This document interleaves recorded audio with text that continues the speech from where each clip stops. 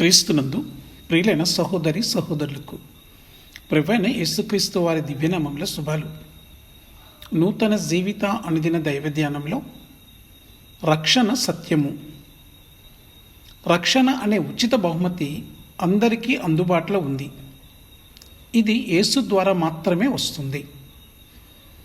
అపోస్తలుల కార్యములు 16వ అధ్యాయము 28వ వచనం నుండి 33 వచనాలు. అప్పుడు పౌలు, నీవు ఏ హానియు చేసుకొనవద్దు, మేమందరం ఇక్కడనే ఉన్నామని బిగ్గరగా చెప్పాను. అతడు దీపము తెమ్మని చెప్పి లోపలికి వచ్చి వణుకుచు పౌలుకును శిలకును సాగిలపడి వారిని వెలుపలికి తీసుకుని వచ్చి, అయలారా, రక్షణ పొందుటకు నేనేమి చేయవలెను?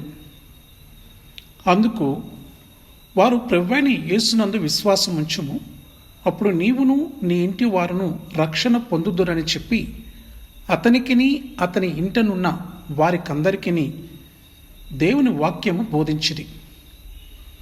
రాత్రి ఆ గడియలోనే అతడు వారిని తీసుకొని వచ్చి వారి గాయములు కడిగెను. వెంటనే అతడును అతని ఇంటి వారందరూ బాప్టిజం పొందిరి.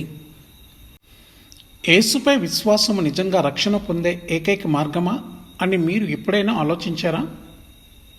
ఇది ఒక ముఖ్యమైన ప్రశ్న మరియు కృతజ్ఞతగా దీనికి స్పష్టమైన సమాధానము ఉంది.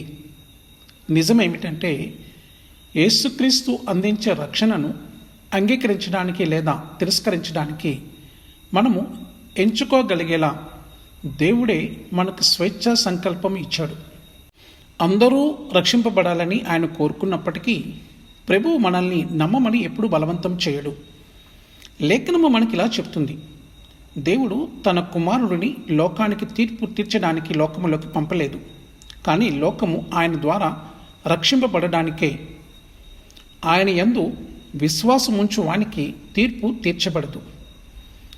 విశ్వసించని వాడు దేవుని అద్వితీయ కుమారుని నామమందు విశ్వాసం ఉంచలేదు కాబట్టి అతనికి ఇప్పటికే తీర్పు తీర్చబడింది. యోహాను సువార్త 3వ అధ్యాయము 17 నుంచి 18 వచనాలు.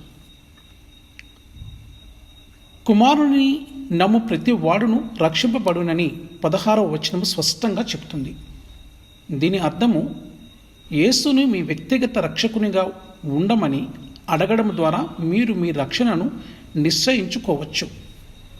మీరు తనతో నిత్యత్వము గడపాలని కోరుకునే దేవుడు ఈ అత్యంత ముఖ్యమైన నిర్ణయం తీసుకోవడానికి ఒక బలమైన కారణాన్ని అందిస్తున్నాడు. కుమారుని నమ్మువాడు నిత్యజీవము గలవాడు, కుమారునికి విధేయుడు కానివాడు జీవము చూడడు. యోహాను సువార్త 3వ అధ్యాయం 36వ వచనంలో, కుమారుని యందు విశ్వాసం ఉంచువాడే నిత్యజీవము గలవాడు, కుమారునికి విధేయుడు కానివాడు జీవము చూడడు గాని దేవుని ఉగ్రత వాని మీద నిలిచియుండును. రక్షణ అనే ఉచిత బహుమతి అందరికీ అందుబాటులో ఉంది మరియు అది మనకు యేసు ద్వారా మాత్రమే వస్తుంది.